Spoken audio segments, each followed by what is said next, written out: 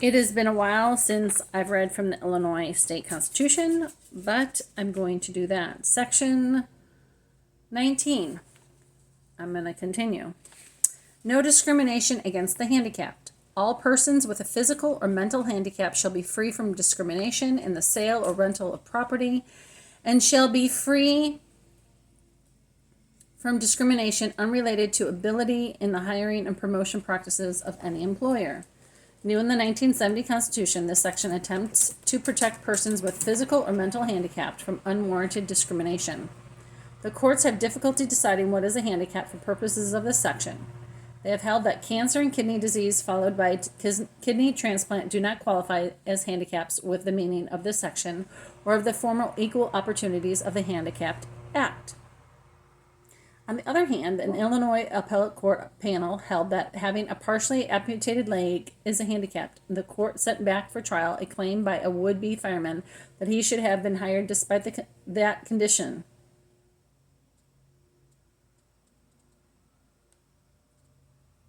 Because he had shown his ability as an auxiliary fireman to carry out all the duties of the job. In future decisions, conditions caused by disease may be treated as handicap for the purposes of Illinois law because the Illinois Human Rights Act defines handicap to include conditions caused by disease. The Federal Americans with Disabilities Act of 1990 is also relevant in many situations. Section 20, individual dignity. To promote individual dignity, communications that portray criminality, depravity, or lack of virtue in, or that incite violence, hatred, abuse, or hostility toward a person or group of persons by reason of or by reference to religious, racial, ethnic, national, or religious affiliations are condemned. This section is based on former Illinois criminal law. It is a sort of constitutional homily, and as the committee that proposed it at the 1970 Constitutional Convention and an Illinois appellate court decision have stated, it is strictly hortatory. It states an ideal but does not create a right to sue. You know, I state the Illinois Constitution and then I state someone's opinion about the Illinois State Constitution or their commentary. And I disagree with this because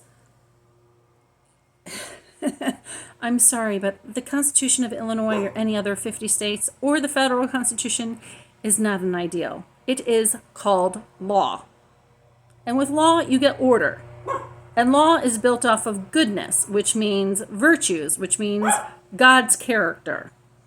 So let me read section 20 again. To promote individual dignity, communications that portray criminality, depravity, or lack of virtue in, or that incite violence, hatred, abuse, or hostility toward a person or group of persons by reasons of or by reference to religious, racial, ethnical, national, regional affiliation are condemned.